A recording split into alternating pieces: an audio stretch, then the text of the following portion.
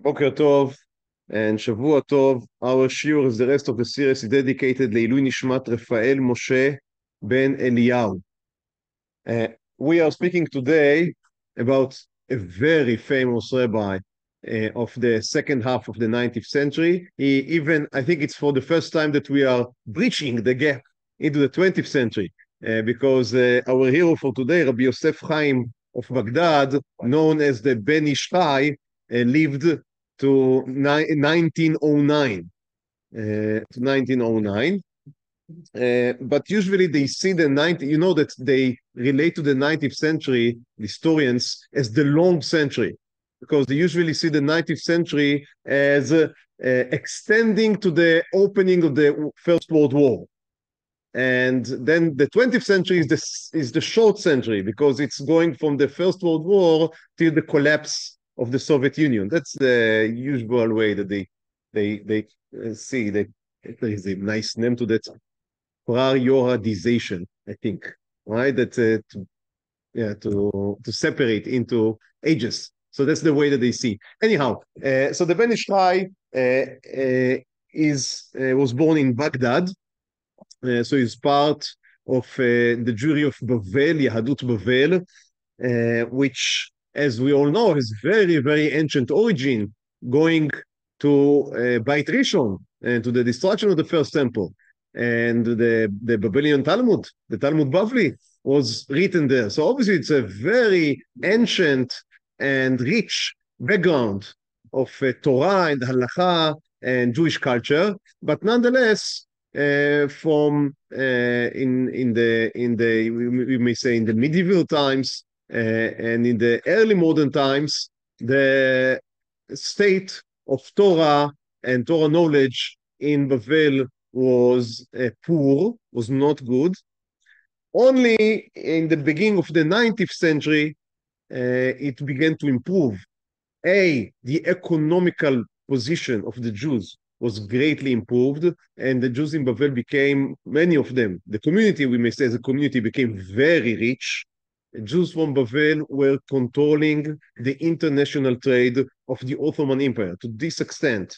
And they were also in control by the mishpacha that is called Mishpachat Ben Sasson. They were in control of almost all of the trade coming in and out of India. They say that in certain times during the 19th century, there was no item that could be shipped around the world without, in some place in the way, getting the stamp of the Sassoon family. Now, I'm not sure that that is correct, but even they say it, that's, I think, a sign. So there were many families in the Bavel community that became, or the Baghdad community to be more specific, that became very rich. And because it was a very traditional community, they were able to establish institutions, schools, yeshivot, and the most famous one that we already spoke about, Beit Zilcha, which was a high yeshiva that was headed by Rabbi Abdallah Somech. We spoke about Rabbi Abdallah Somech, I guess a month ago, and that became a powerhouse for producing rabbis, not only for Iraq, not only for Bavel, not only for Baghdad, but you may say for all of the what was now becoming the Sephardic, known as the Sephardic world, and even beyond that, as many times these great rabbis would be getting questions from all over. So that's the basic background. So the Baghdad community to which Rabbi Yosef Hayyim is being born is on its prime time. It's on its prime day. A very strong community, both economically and spiritually. Rabbi Yosef Hayyim himself is born to a very important family. His grandfather was called Rabbi Moshe Hayyim. So his grandfather was a very important rabbi in Baghdad, and his family was giving the name Al-Hakim, which means Ha-Chacham, the wise, the sage. And he didn't have a formal position, but he was known as informally as the rabbi of the rabbis in Baghdad. He was very famous, he was very well regarded, And for just one simple example, he gave a psak one time that all of the tefillin in Bavel, or in Baghdad at least, are improper. And you cannot make a bracha on them because he thought that the ribua, how do you say the ribua? They are not square enough. So he brought someone from Damascus that would teach the tefillin producer of Baghdad how to produce proper tefillin. And in the meantime, he said, continue to don, to wear the tefillin that you have, but you cannot make a bracha on. So what shoulders you need in order to make such a psak that the whole city cannot make a bracha on their tefillin in, I don't know how much time did it take, I guess at least a few months, that they bought this special guy from Damascus and he taught, and then they need to produce all of this tefillin. And so you can only imagine the push that he would get for such a psika, and nonetheless he was able to get it through. So that shows you the prominence that he had. His grandfather. His father was also a very important rabbi called I think Eliyahu, if I remember correctly, and also a very important rabbi. Unfortunately, he died young, but a very important rabbi. And Rabbi Yosef Chaim born into such a family, and from very young age, he was taught and he was guided to become also a prominent rabbi himself. It was also clear from the beginning, as happened many times with the figures that we speak about. So from a very young age, it was clear that we are dealing here with an extreme genius. And they tell a story which source is not clear, but it's a nice story. They say that when he was 7 years old, he was playing with his sister either in the garden of the house or in the cellar, and there was there a well, like a pit, a water pit, a well. And they were playing, they were small young children, and the sister showed the brother, and he fell into the well, and he almost drowned. The sister ran upstairs and called her father, and the father was able to rescue the child and to resuscitate him. And they say, now again, I only can give you what they say, but they say that when he was in the water, he made a vow, he made a promise, he made a neder. We just learned about nedarim in Parshat Matot, that if he would be saved, he would dedicate his life to Torah, and he kept the neder. That's what they say, and he was brought up to it anyway. I think that's clear, but it adds, I think, a nice touch.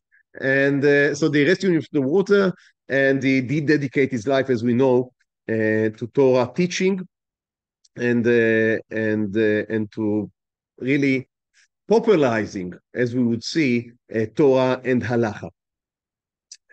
When he was 14, they say his father, they said, was a very famous rabbi. He was getting letters from all over, and also from Yerushalayim. So when the rabbis in Yerushalayim would get a hard question, they would not know how to answer, they would get an advice from his father. And they sent a letter about a very complicated question having to do with etrogim. And they sent the question, and they said that the child was 14 years old. It's not a child anymore, but he's a young lad, and he's seeing the Sheila, and without his father knowing it, he's himself penning a tshuva and sending it to the Chachamim of Yerushalayim. He took his father another week, because he had other issues, so he took his father another week to answer the question. And the Chachamim of Yerushalayim sent back, we were already answered properly, thank you. So that's again, a very beautiful story. In the age of 15, he was sent to the yeshiva Beit Zilcha. As I said, that was headed by the most important rabbi in the eastern world of the time, which was Rabbi Avdallah Somech of the time. And in the age of 18, he is married to Rachel. Rachel was Bat Doda. How do you say Bat Doda? Nephew? Cousin. So she was a cousin of the Rosh Yeshiva. So you understand that these were good families. He came from a very good family, and the Rosh Yeshiva was happy, I guess, with his advance, and he was married to the cousin of the Rosh Yeshiva, the cousin of Rav Abdallah Somech. And he's sitting down and learning. Everything is beautiful and good. Unfortunately, his father, as I said, Niftar, died young. That was in 1859. And everyone came to give a spade him because he was, as I said, he was a famous rabbi in Baghdad. But the best hesped being given is by no other than his own son. And there, people suddenly discover, it's being revealed, that he's not only extremely smart and can give very good responsa, which is one talent, very important one, but he's also gifted as a speaker, as a popular speaker. And that is something that would be a trademark, if you want, of his life. He is able to analyze extremely complicated issues and rewrap them and deliver them in extremely accessible way to general audience. And they say that all ages came to his drashot. I would, in a minute, I would read to you one of the testimonials about his drashot, and he would be able to speak, and everyone would get something. So came young children and Talmidei Chachamim, very learned men, and women, and elderly, and young, and everyone was able to get something and to go out of the drasha feeling that he learned something new and worthwhile. So we have a testimony by no other than Rav Kaduri. Rav Kaduri, maybe some of you remember. So he was called for a long time. He was the Zkan Mekubalim, the eldest of the Mekubalim here in Israel. He was from Iraq. He was from Baghdad. And I think he was lived about 20 years ago, something like that. And he was very old. I don't remember right now the age, but above 100 when he passed away. And he remembered being in the drashot of Rabbi Yosef Chaim, of the Ben Ish Chai. So in his old age, he was interviewed by someone that asked him, how was the experience of sitting in a drasha by Rabbi Yosef Chaim? And that is the first source on your source sheet. זה היה, so that's a verb time quote. זה היה מעמד גדול. It was an extreme, a very meaningful scene. בין השומעים שררה התרגשות רבה. Everyone was very excited to be in his drasha. תחושה של יום הכיפורים ליוותה את השם. So it was such a great event that people felt like it was a יום כיפור. לאחר תום הדרשה, after the drasha concluded, היתה הרגשה כאילו משיח עומד לבוא מיד. The feeling was, so it was such a, I guess people were such elevated. So when I give drasha, sometimes also people that they think that Mashiach would come, that I finally finished. But that's not what he means. So people are so elevated by the drasha. And Rav Kaduri says, אני זוכר היכן ישבתי בבית הכנסת ואף את מספר הספסל. So it's left such a mark, such a memory that he remembered exactly where he was sitting in the shul. And he says, כבר בהיותי ילד קטן, when I was a young child, נהגתי לשבת על מדרגות הבימה של בית הכנסת. So it's on the stairs. We have it on our shul also. So the children sitting on the stairs. עליה היה עומד הבן איש חי ודורש. So he was standing on the bima and the children would sit on the stairs. הילדים היו נוגעים בשולי גלימתו ונשקים לה. So he was so adored by the community, by the crowd, that the children, just like they kissed the Sefer Torah, they would kiss his clothes. מראה הבימה היה מעוררת. It says that just looking at the scene, at the bima, so people would get excited. הבן איש חי היה עומד במרכז הבימה. So now what he describes here is amazing. And he says that was not in every drasha during the year, but there were 4 special times in which what he's describing now would happen. That was on Shabbat Shuvah, on Shabbat Gadol, and another 2 occasions, which I have skipped me right now. But there is a whole series of volumes that he printed of his drashot from these 4 Shabbatot. And he says, the Ben Ish Chai would stand in the center of the bima, וסביבו ישבו כ-80 מקובלים. 80 מקובל אימוצית around him, כולם לובשי לבן בוהק, and they would be dressed as the Sephardic מקובלים many times would be dressed with pure white. Now just imagine the scene, right? 80 people sitting, wearing all white, and he's standing in the middle. And if you saw the picture I sent on the WhatsApp group, also, you cannot see it from here, but he was a beautiful man, very impressive, very strong features. So the whole thing was, I guess, was very impressive, just sitting there, even before he opened his mouth. מי שראה מראה זה לא ישכחהו. Anyone that ever saw it could not forget it. והפלא הגדול שקולו של הבן איש חי היה גבוה ביותר. So God gifted him not only with the ability to speak, but not only the content, but also the sheer volume. We have to remember there were microphones, but not in Baghdad, and especially not on Shabbat, of course. So you needed a real good voice just in order to be heard. And he says, כך שמעו אותו בבירור כל הנאספים. Everyone that gathered was able to hear him. And here he says, לעתים מנו יותר מ10,000 איש. So even if that is an exaggeration, I don't know, but even if that's an exaggeration, let's say there were only 5,000. This is a huge number. And we know that the great synagogue of Baghdad, it was like a stadium. We know that. So we speak about a huge crowd, and people would come, and he would be able to speak. They say that after his ptira, his son replaced him.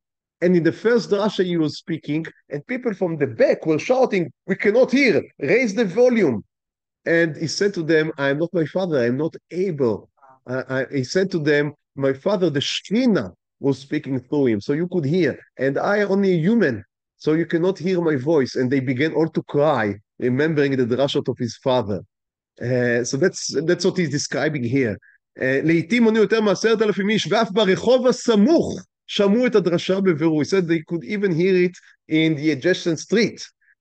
שבכל אותה עת שוררת במקום דממה מוחלטת, ואף התינוקות אינם מייבבים, and everyone so mesmerized to his drasha. And again, it's not only because of the content. I would guess that it's also because of the way he carried himself.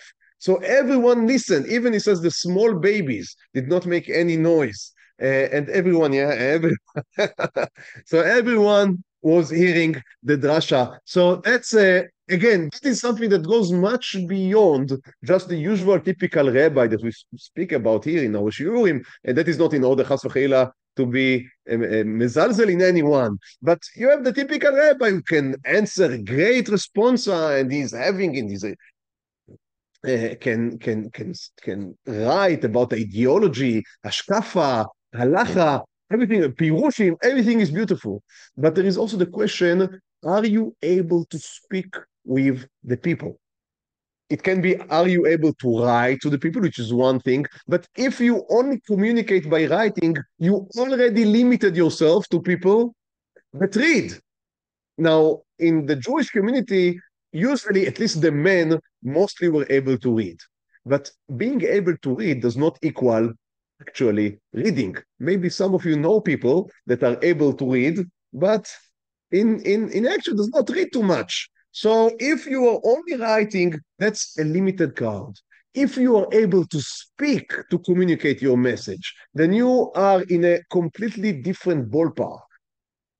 And people loved his drashot. It appears again and again. I would speak about it, Bezrat Hashem, because he was able to leverage his ability of making the Torah accessible in order to, I would use an anachronistic term, but to democratize the Torah in the sense of having everyone feeling that he has a share in what the Torah has to say. And okay, so obviously he was very much successful. He would give for 50 years. He gave every day 2 shiurim. There were 2 shuls that he was speaking in Baghdad. One was called the small shul, Salat al-Zairi. Zairi means a minor. It had only 1,000 sitting places. And the other was Salat al-Kabiri, Kapir means the huge, right? So the big shul. Now the big shul was able to contain 10,000 seats. So that's what Rav Kaduri was describing. That's amazing. Again, we feel that here in Israel we have huge shuls and but we have to know that in some places in diaspora, there's really big populations and big communities. Okay, so you give every weekday 2 shiurim in Salat al-Zairi, in this small shul of only 1,000 seats. Yeah. So we speak about, he began to give the drashot in 1859. And yeah, that's right. Until 1909, he died, and then and then he didn't give any drashot anymore. But for 50 years, as a matter of fact, it's very interesting, for exactly 50 years, because he passed away, he was niftar in the same exact date that is Yud Gimel Elul, that he was appointed to become this Al-Hakim, the Chacham of Baghdad. So exactly 50 years. So he gave two shiurim every day. One after Vatikin was a shiur in Shulchan Aruch and Chok L'Yisrael. Chok L'Yisrael is a way to divide Torah and Halacha and Sefarim. So they divide, it's like the Fiomi, but not the Fiomi, not in Gemara, but in other books. So that is Chok L'Yisrael. And he also gave a shiur in Shulchan Aruch. And it was an hour and a half after Vatikin every weekday. And I guess people that would sit down and hear every day an hour and a half shiur, which is wow. After Mincha, he would give another hour shiur in Parshat HaShavua and Inyanei Deyoma. That's what they say. So things that have to do with the calendar or with just what was happening in the world. And many of his sefarim, and he wrote many sefarim, I think more than 30 that were printed, and some are still in manuscripts. So many of the sefarim are based on the shiurim and the drashot that he gave publicly. So that was his shiurim. Here I have the 4 Shabbatot: Shabbat Shuvah, Shabbat Zachor, Shabbat Gadol, and the Shabbat before Shavuot. Right? These are the 4 Shabbatot. In these 4 Shabbatot, all the other shuls in the city, in Baghdad, there would be no drashot, and everyone would come to the drasha of the Ben Ish Chai, of Rabbi Yosef Hayyim. Now, he didn't hold any formal position. He was not paid by the community. So he lived he had like a shutafut, a partnership with his brothers. He had 4 brothers, and they all, the other 4 were working. They had a trade of clothes, I think. And he gave them, he participated by giving the money, I guess, from the Yerusha that they all got. And they were managing the business, and they would give him his share in the revenue. And as they were very successful, it was good enough to live from. Unfortunately, well, we'd go to the unfortunately. Always there is an unfortunately, right? So we'd reach the unfortunately later. A part of being a great darshan and a great posek, he was also a mekubal. And they say that he had a gilui Eliyahu. They say that the cook saw that every day he would sit to learn by himself. There were another elderly man, sometimes 2, that would sit and learn with him. And if you'd come close, then they would disappear. He had a few, he was one of the prominent rabbis, Chachamim, in the Sephardic world that integrated Kabbalah into halacha. If you are slightly familiar with the current trends in the Sephardic world, in the halachic Sephardic world, then you know that we can say in very general terms that you have the trend of Rav Ovadia Yosef, Zecher Tzadik Livracha, and the trend of Rav Mordechai Eliyahu, Zecher Tzadik Livracha. And Rav Mordechai Eliyahu nowadays Rav Shmuel Eliyahu, his son, are continuing this tradition of the Ben Ish Chai to integrate Kabbalah to halacha, which many times produces more strict psikot. That would be many times that would be the result. While Rav Ovadia Yosef was of the position that you should minimize the weight of Kabbalah in halacha. Halacha should rely basically on halachic on the halachic sources and not on Kabbalistic sources, unless there are very good reasons. There are sometimes that Rabbi Yosef goes with Kabbalah, usually when the minhag also went with the Kabbalah, or when the Shulchan Aruch sided with the Zohar, then Rabbi Yosef would also follow them. But basically, he feels more free from Kabbalah in his rulings, and therefore he would be able many times to be more lenient. So that's an important or an interesting aspect of the halacha of Rabbi Yosef Hayyim, of the Ben Ish Chai. Now, he was a great lover of Eretz Israel, which right now, I mean, we are in the end of the 19th century, and Chibat Zion and also Herzl also begin to operate. However, we're speaking about the Sephardic world, which was somewhat more distanced from these events. It seems that Rabbi Yosef Hayyim himself was not extremely enthusiastic about political Zionism. That can be said, but he was a great lover of Eretz Israel. And he encouraged his fellow Jews to make aliyah. He helped them. He was arranging tzedakah for the Jews that went to Eretz Israel in order to support them in the land. He himself arranged that a share in Eretz Israel would be bought for him, not in order to make money on Nadlan later, but in order that in this plot he would be able to fulfill the mitzvot of Eretz Israel, to separate Tumot Umasot, etc., and to keep Shmita. So he made sure that they would buy for him a share in the land of Eretz Israel. And in 1869, he paid a visit to Eretz Israel. He went to Yerushalayim.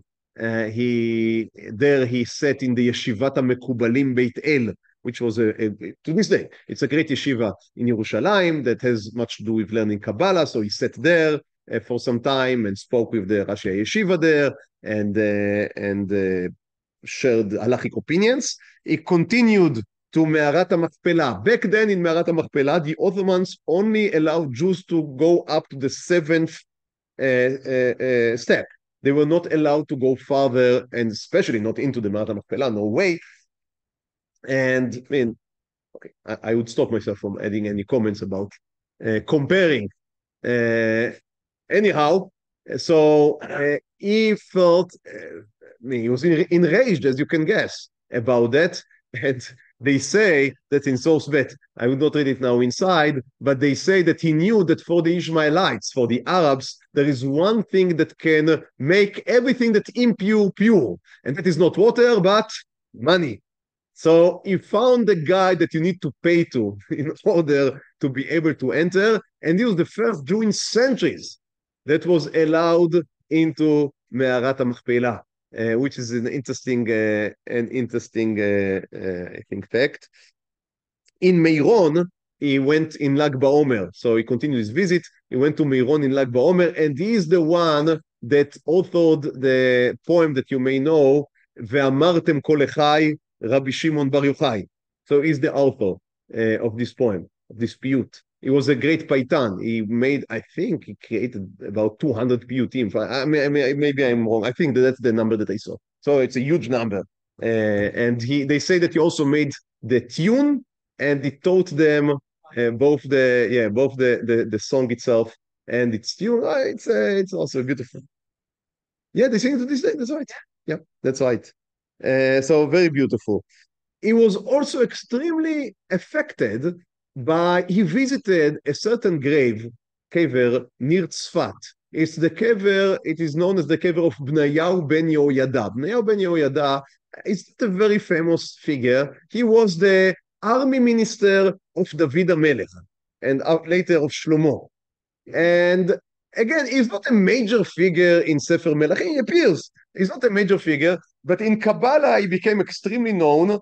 And Rabbi Yosef Hayyim went to his grave and felt that he is somehow interly connected with Bnayahu ben Yehoyada, that he is a nitzot, he's a spark of the neshama of Bnayahu ben Yehoyada, and he had revelations there, and he later named all the books that he authored after his visit to Eretz Israel had something to do with Bnayahu ben Yehoyada. He has a book named Bnayahu ben Yehoyada, he has a book named Rav Pe'alim, which is a nickname that Sefer Melachim gives to Bnei ben Yehoyada. Also, Ben Ish Chai is another name that is given to Bnei ben Yehoyada. So almost Kavtziel, all the books that he writes after his visit in Eretz Israel has to do with Bnei ben Yehoyada because of the special connection that he felt to this personality. He returned to Baghdad, and he is being offered to go to Bombay, to India, by the Sassoon family. He wants them, they want him there. And he says, no, I want to stay in Baghdad because I want to sit and learn. And if I would go there, I would not be able to sit and learn. So he's staying in Iraq.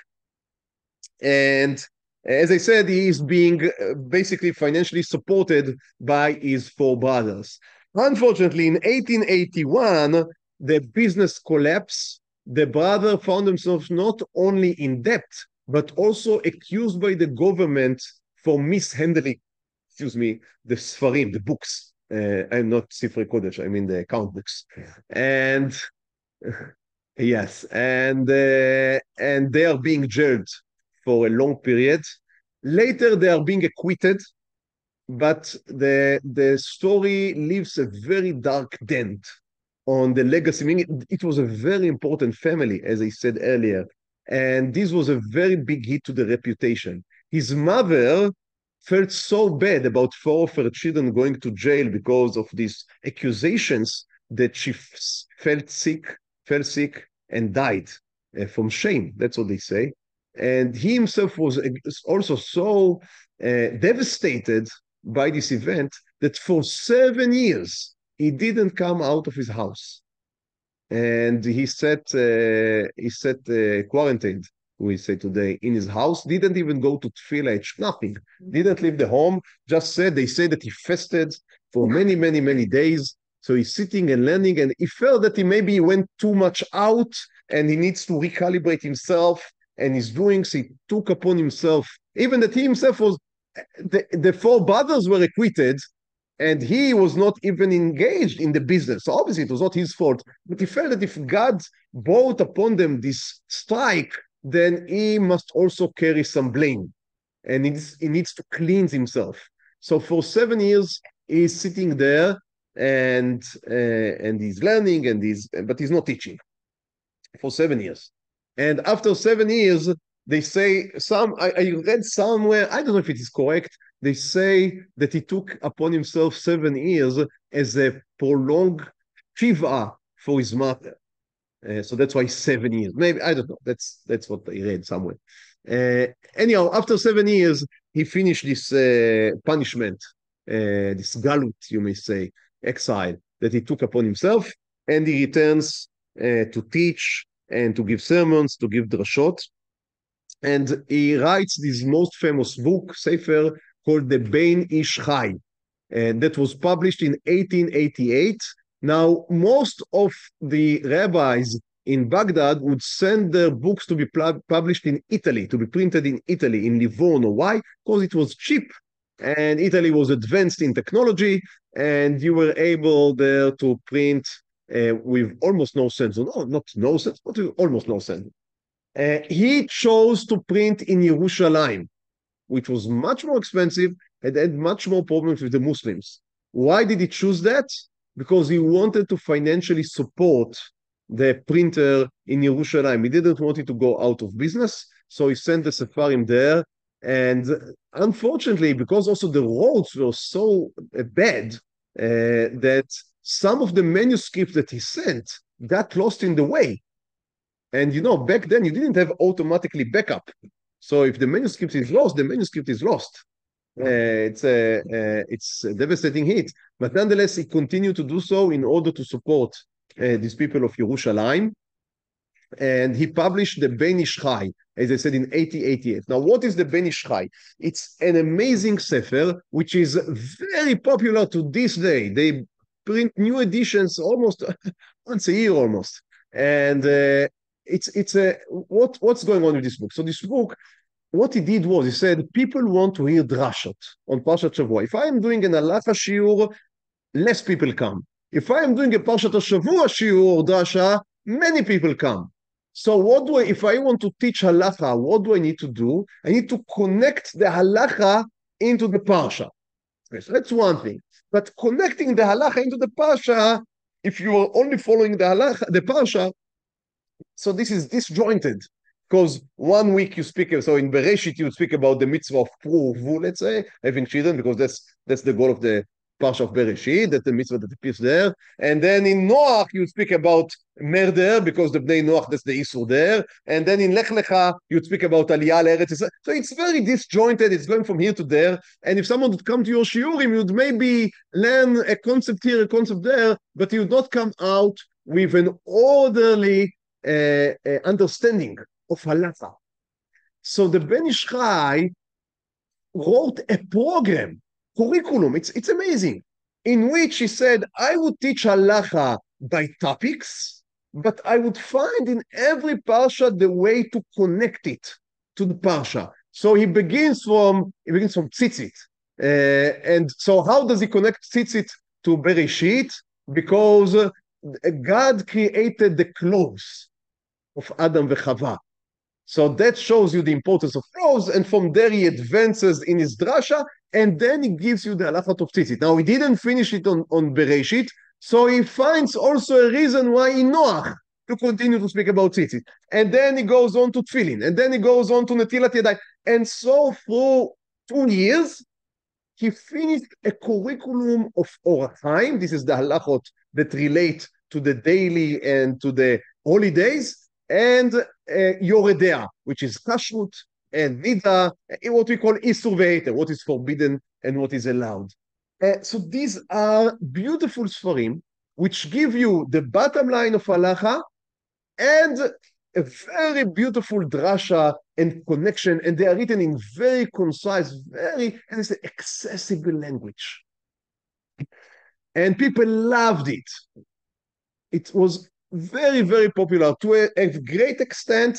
That was the Kitzur Shulchan Aruch. If some of you grew up in a Hungarian household, in which the Kitzur Shulchan Aruch is like, there is the Torah of Moshe Rabbeinu and then the Kitzur Shulchan Aruch. So that was the Ben Ish Chai to many, many Iraqi Jews, and not only to Iraqi Jews, to many, many Mizrahi Jews.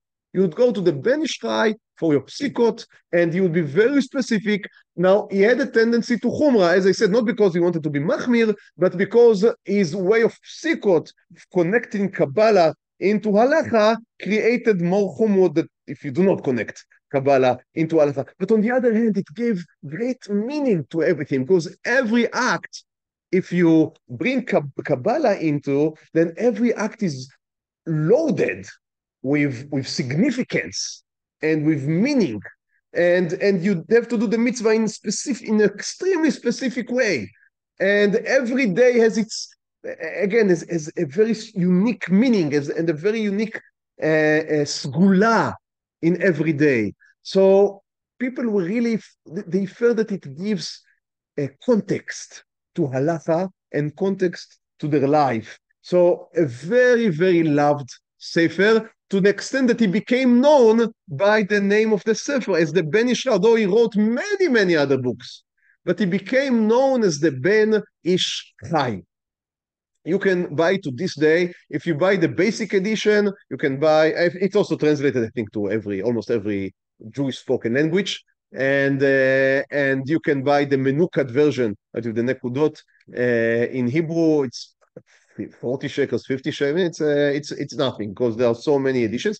Now, obviously, there are editions that are annotated and with comments. And Rabbi Ovadia Yosef, one of the sefarim that made him famous, is he wrote like a peirush that we called him Halichot Olam, but it's not really a peirush, it's his own take on the Ben Ish Chai, which many times he disputes what the Ben Ish Chai wrote. Now, if you just Rabbi Yosef was very young, was not very known. So if you write your own sefer, no one would buy. But if you write it on the Ben Ish Chai, then people buy it for the Ben Ish Chai, and then suddenly they see all of the comments. Now, but it also made a big splash, because who are you, a very young man, to dispute someone like the Ben Ish Chai, right? The lion, and after his death.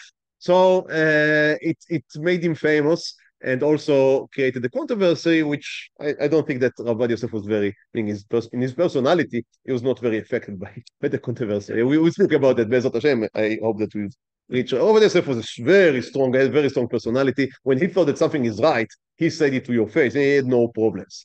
But we would reach Rabbi Yosef later. Just to relate to how strong the book became, how much did it conquer, as I said, the Sephardic world, and as I said, I think that's a sefer worth at least once looking into, just seeing the way that he reconnects. Now, the drashot, most of them are Kabbalistic in nature, so they would have many gimatriot, right? They would have many ways that not necessarily we in our drashot, in our shul, we are used to, but when you become more acquainted with this type of reading, then A, you are richer in your Jewish understanding, and B, you see the beauty of that. Just to give you one small example from the parsha we would read Be'ezrat Hashem next week. So look at source Daled. So that's from Parshat Dvarim. As I said, it's a program of 2 years. So for every parsha, or for almost all of the parshot, you have first year and then the second year, but you're not supposed to read both of them in the same year because it's a curriculum. You're supposed to go through the parsha. So it's beautiful. It's beautifully being made. You can, excuse me, I'm publishing it now, but I really think that it's something worth looking into. Now, it's not our halacha, meaning the Ashkenazic halacha. It's a Sephardic halacha. It's in a specific thread of Sephardic halacha. The way it's being built, that you can read every Shabbat and get your Parshat HaShavua and the nice idea and the nice mashal and the nice moral, and then the halacha of the week, and all of that is interconnected. It's just beautifully being made. So one example from source Daled. So he gives the pasuk, אתם עוברים בגבול אחיכם בני עשיו, היושבים בשעיר, ויראו מכם ונשמרתם מאוד, אל תתגרו בם, כי לא אתן לכם מארצם עד מדרך כף רגל. So the Torah says to Am Yisrael, when you go into Eretz Israel, you would move next to the land of Esav, that's in Edomia, that's the Jordan of nowadays. Do not harass them, אל תתגרו בם, do not provoke them into war, because that's not your land, it's their land. I gave it to them, and you should go to Eretz Israel and be satisfied with it. That's what the pasuk says. So he begins his drasha. נראה לי בסייעתא דשמיא על פי הקדמה ידועה שכתבו המפרשים בשם חז"ל. So he says, I want to begin to introduce to you something that the sages wrote. ויעקב אבינו עליו השלום לקח חלקו ניסן, אייר, סיוון. So the months, so that's Kabbalistic, the months that belong to Yaakov, that are under Yaakov's influence, are Nisan, Iyar, and Sivan. Okay, and we can understand why, because in Nisan, Yaakov, the children of Yaakov were redeemed from Egypt, and on Sivan, they received the Torah. So Nisan, Iyar, Sivan are the strong months of Am Yisrael. And Esav took Tammuz, Av, and Elul. Now we can also all understand why Tammuz and Av are very difficult months to Am Yisrael. So these are the months of Esav, the months of destruction. And also Elul, why? Because the Slicha, God only forgave Am Yisrael on Yom Kippurim. So throughout all of Elul, he was still angry with us. From Tisha B'Av, it's 40 days to Yom Kippur. So no, it's not.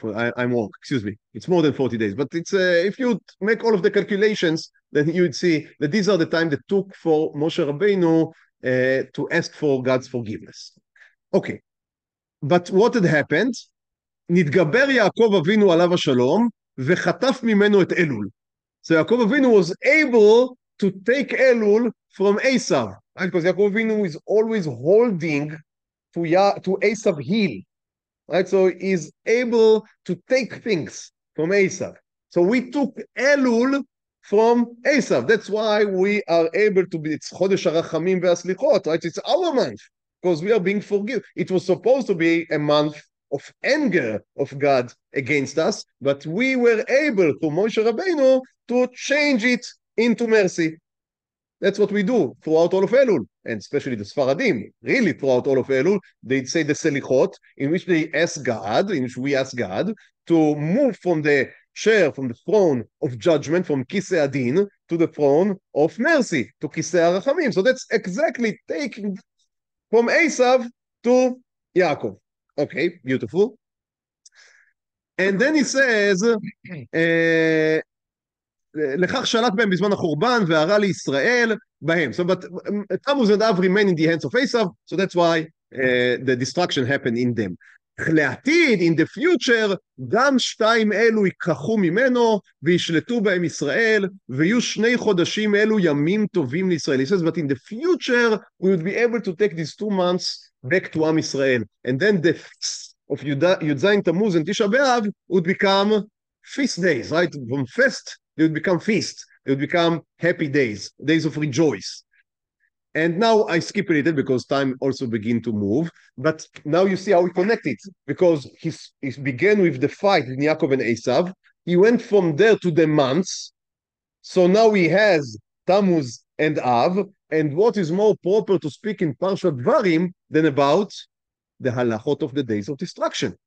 So that's what he is immediately, succinctly begins to do. So he says, you are not allowed to make dances, לעשות ריקודים ומחולות, מן י"ז בתמוז, עד אחר תשעה באב. So you're not allowed to make dancing and music from י"ז בתמוז during the 3 weeks, וראוי להזהיר את המנגנים הישראלים שלא ישוררו אצל הגויים. If you're a Jewish musician, if you're a klezmer, you would not use the word klezmer, if you're a Jewish klezmer, you're not, according to him, you're not even allowed to play for non-Jews.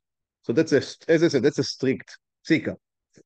אבל משום איבה, ואם אין לו המנגן מה יאכל, so but if he's so poor that he has no other, he cannot stop working for 3 weeks, then he has to play also in י"ז בתמוז. He says, anyway, from ראש חודש אב, they should stop playing completely.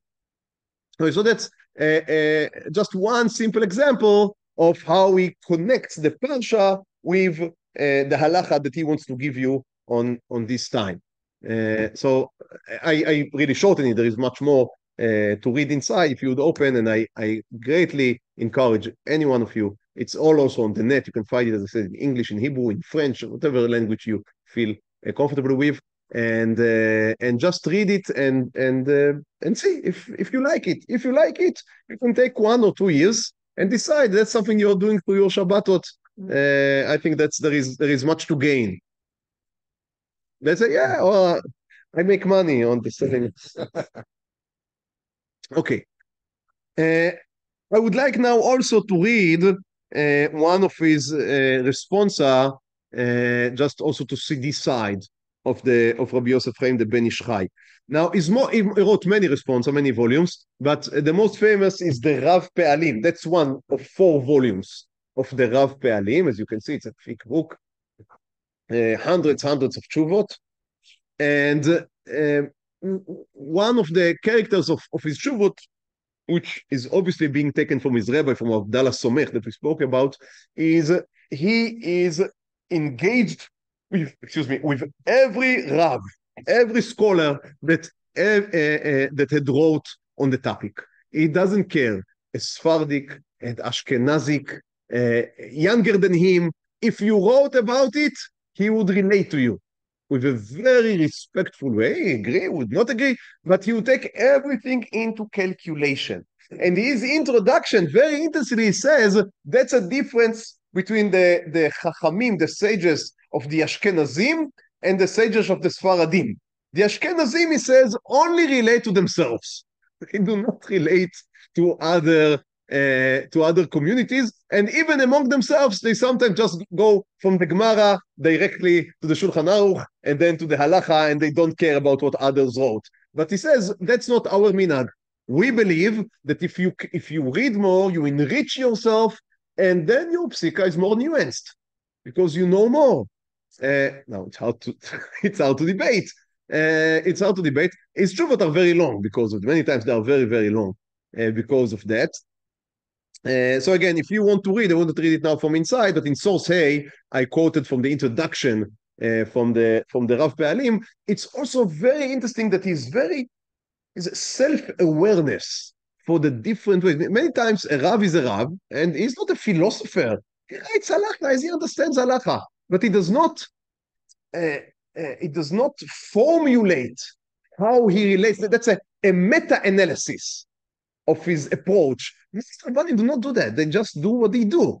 But he is, because he reads so much, he also identifies that there are different approaches, different attitudes to how to write a responsa. So, and he is self-aware. So in his introduction, he gives you 5 or 6 ways of how you write a response. And says, here, I think that's the right way, that's the right way, that's the right way. And he really writes his tshuva according to what. So he's very self-aware, and he has a shita of how are you to relate to halachic subjects. He has a sefer, very interestingly, another responsa volume named Torah Lishma. Now, it is not signed by him. It is signed by Yechezkel Kuchli. And he has many rights there. There are many tshuvot there. What is interesting is that Yechezkel Kuchli in Gematria is as his name. And we know by a few signs that he was the one to write it. He called this responsa Torah Lishma.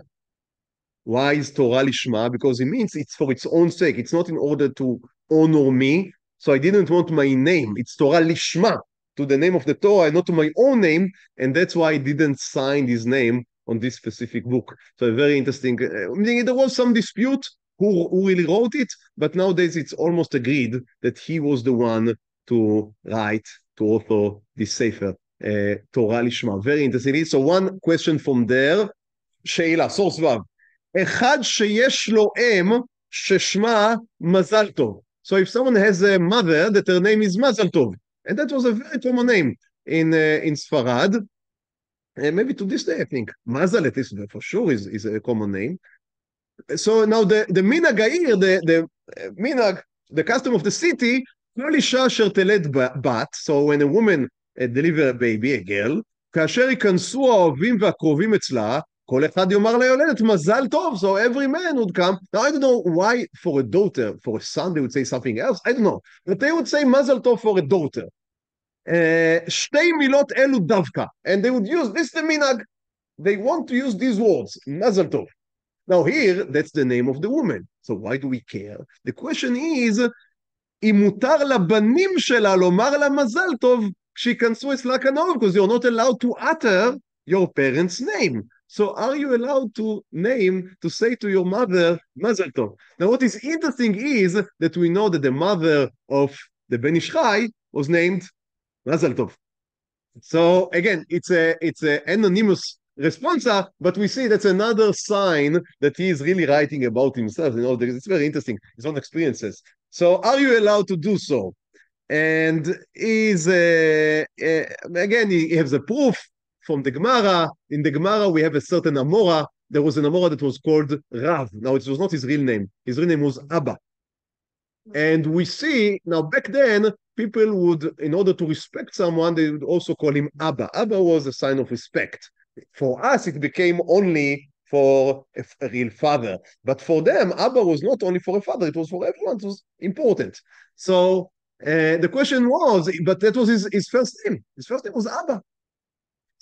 And we see in the Gemara that his students sometimes called him Abba, not because it was his first name, but because it was the sign of respect. You see from here that if you use the same name, but you do not mean his name, but you mean something else, it is allowed. The same thing happens with people that are called Shalom. There are many people who are called Shalom, right? So is the son of, when the father is called Shalom, can the son say Shalom to his father? The answer is yes. Why? For the same reason. Because it doesn't mean his name. What it means is to say hello. So you are allowed to use these words. And he says that is also the answer here, because you do not say Mazel Tov in order to call her in her name, but as a tefillah for having a good luck. So you are asking that she would have a good luck, and that's and he says and that's the answer. So again, very, very interesting, and it's an important answer. We need to know the answer to such a question. Okay. Yes, again, we'll finish with that. Another very interesting response, in which he was asked, source זין, ילמדנו מורנו, נשים היודעות לקרוא תנ"ך. So there are women in Baghdad that know to read the Tanakh, the Bible. They know to read תנ"ך. ומתפללות בכל יום 18. Every day. אם ראוי להם לומר בכל לילה, תיקון רחל ותיקון לאה. So now in Baghdad, or in Mekubalim, not only in Baghdad, it is a minhag, and in some places it was the minhag of almost everyone, to wake up in midnight, and they would not go to sleep at midnight, they would go to sleep at sunset, right, or at צאת הכוכבים, so at 8, at 9 p.m., so and they would wake up around midnight, and they would say, תיקון חצות. It's a special tefillah in which you cry for destruction, etc. So should women also join to this tefillah? So I guess the question rose up because there were women that were interested in joining. And he continues, ונתעוררתי לשאול שאלה, מפני שלא ראיתי ולא שמעתי שאנשים אומרות תיקון חצות. So the minhag, he says, women do not come, but I am not sure why. Just because they do not come, or because there is a reason. And he continues, ועוד ילמדנו, אם אנשים חייבות בקריאת שמע על המיטה. What about קריאת שמע that you say before going to sleep? ועוד ילמדנו, אם ראוי לנשים ללמוד סדר הלימוד של ליל חג השבועות. What about staying wake up all night learning on שבועות? What about ליל הושענא רבה? So many questions, all of them related to topics that we can almost call them modern, right? And that is the place of women in the religious life, and especially in shul. So it is a very interesting answer. תשובה, האמת הוא כך, שלא נמצא ולא נשמע שאנשים יראו תיקון חצות. He says, the truth is that I never had seen women saying תיקון חצות, and he says, אף על פי שהן נשים חכמניות ולמדניות, though I know women that are wise, and not only wise because they have brains, they are למדן, they really sit and learn. They are scholarly women, ודרכם ללמוד תהילים בכל יום, and it doesn't say to say תהילים, to זק תהילים every day. It says to learn תהילים every day, and see what he continues, וגם יש להם לימוד קבוע. So he has women that he know that have a fixed time every day, and they sit and learn Torah. It's not really saying תהילים or learning תהילים, also just learning Torah. And he says, ונראה לי בסייעתא דשמיא, דהי כתב הרבי. So then he concludes by, I will not do it now, but he analyzes the reasonings, the Kabbalistic reasonings for Tikkun Chatzot, and he says that women are exempt from Tikkun Chatzot because that's a Tikkun for Dinim. I mean, again, if someone wants to go, and I mean, it's not also for my level to analyze what he says. So if you want, you can see it inside. I skip now, and he continues to Kriyat Shema. Excuse me, before Kriyat Shema. And he says, if they do wake up, and he says, minhag הנשים, you see, it's in the line beginning with על כן נראה. על כן נראה שאין ראוי לנשים לומר תיקון חצות, so women should not say the תיקון חצות, אין תיקון רחל, אין תיקון לאה. מי הוא בתורה שבעל פה? אין כפידה. But if they want to learn תורה שבעל פה, משנה, תלמוד, it's no problem, no כפידה. וכן מנהג הנשים בביתנו, he says, that's what the women do in my household. My mother, my grandmother, my wife. He says, עומדים באשמורת קודם עלות השחר, they wake up in the middle of the night, or the third part of the night, ואין אומרות תיקון חצות, they say תיקון חצות, אלא לומדות פתיחת אליהו זכור לטוב, they say פתח אליהו, again, the Sephardic among us would know that, so they say the פתח אליהו, וקצת לימוד כיוצא בזה, and they begin to learn, וזקנתי, he says, my grandmother, תהא נשמתה צרורה בצרור החיים, הייתה לומדת 18 פרקי משנה. Oh, that's a lot. I don't know if you know Mishnah. 18 פרקי משנה. I know some yeshiva guys that I don't think they 18 פרקי משנה a day. That's a very, very respectful. So we speak about women that were very engaged in Torah. That's the atmosphere that is being brought up in. That's my grandmother said it, not only her. הנשים בביתנו. So maybe not every woman learned 18 chapters of Mishnah a day. But again, I tell you a secret, not every man learns 18 chapters of Mishnah a day. But obviously they were encouraging women to learn Torah, not tikkun because of Kabbalistic reasons, but learning Torah. It says 18 chapters of Mishnah. I find it amazing. ועל השאלה השנית בעניין קריאת שמע על המיטה, פשוט שנשים חייבים. He says that's not a question, it's קריאת שמע. Why wouldn't they? So he says that's פשוט. ועל השאלה השלישית בעניין לימוד ליל חג השבועות וליל הושענא רבה. So he says, he makes a very interesting observation. He says, they do not learn on Shavuot, they do learn on Hoshana Rabbah. Now, what is the reason? He says, and again, that's Kabbalistic. In the view of Kabbalah, Shavuot is like the marriage between Knesset Israel and the Torah. So it has to do with the male side of Knesset Israel. So it has to do with the men. And so women are, if they want to stay awake up all night, they can stay awake up all night. But the Kabbalah reasoning does not apply to women on the night of Shavuot. However, he says, on Hoshana Rabbah, that's about Tshuva before the judgment. According to Kabbalah, the final day of judgment is on Hoshana Rabbah, in the last day of Sukkot. So they say that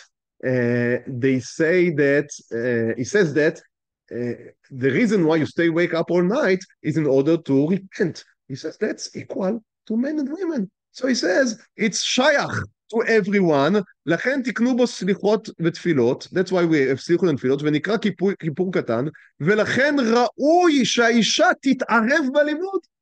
He says it is fair that women would be engaged in learning, תתערב, intervene, engaged in learning throughout Hoshana Rabbah, and he says it's the minhag in our house that they say Mishnah, Torah, Tehillim. And he says the men sit in the sukkah, and the women sit in the achsadra, on the balcony, because they do not need to sit in the sukkah. So the men would sit in the sukkah during the night of Hoshana Rabbah, and the women had a balcony in which they had a women track for Torah learning.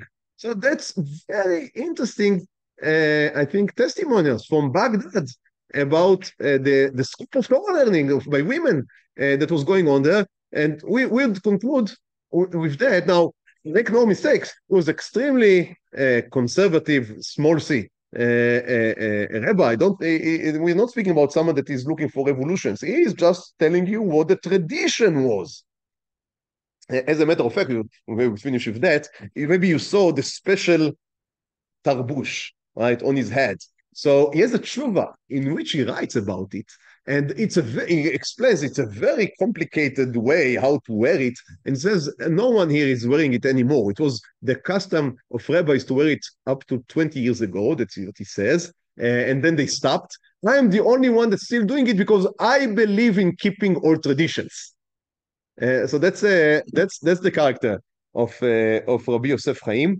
And again, his influence on Sephardic halacha to this day is vast. I think that if you have to pick one single posek in the 19th century in the Sephardic world that influenced halacha, it would be the Ben Ish Chai. In the 20th century, it would be Rabbi Ovadia Yosef. But in the 19th century, it would be the Ben Ish Chai, extremely important posek. He died and was buried in Baghdad. But when he died, then Rabbi Avraham Ades, who was one of the Mekubalim of Yerushalayim, had a dream. Before he knew that he died, he had a dream in which he dreamt that the Ben Ish Chai was niftar.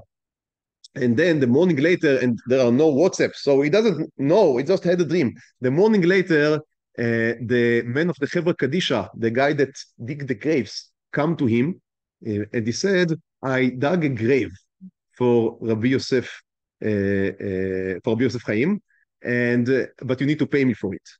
And he said, why do I need to pay it for? But he says to him, the family told me that you would pay. Now, again, the family sits in back. The whole thing is a very strange story. And in the end, Rabbi Avraham, because also had the dreams, he says, okay, there is something going on. And he does pay. And then the man takes him and shows him where the grave is. And later, in the day after, they get the news that Rabbi Yosef Hayyim was niftar and was buried in Baghdad. And they look for the man from the Chevra Kadisha, and he also died the same day, so they cannot interrogate them any further. To this day, there is a matzeva in Har HaZeitim for Rabbi Yosef Hayyim, although his body was buried in Baghdad. So that's something that no, the body is still there. I mean, no one that we know had taken the body outside. But what can I say? I mean, it's a story that happened. The matzeva is there. More than that, I cannot say. Yes, in the same day. So they couldn't ask him who came to you. That's an amazing story. But many testimonies we have the Matseva, and we also have a few testimonies that we have about what that Rabbi Abraham Ades told them in the same day. So we know that's a true story. So that's something to be left with. But again, the real influence of Rabbi Yosef Hayyim is not where the body is in Yerushalayim or in Baghdad. The real influence and the real remnants that stay with us are in the legacy, are in the Sfarim, are in the Torah. And again, I greatly encourage just to have a look, a quick look, and see. And if even one would find it proper for himself to learn it, then the shiur was worthwhile. Thank you very much. And next week is the last shiur for the summer, and then we'll meet again on Elul. Okay? Have a great week. Thank you.